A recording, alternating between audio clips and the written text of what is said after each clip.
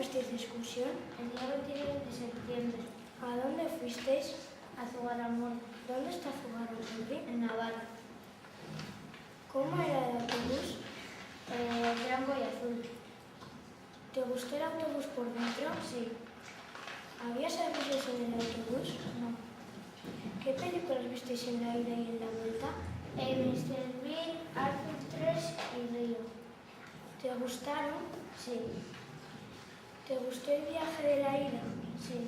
¿Y el de la vuelta? No.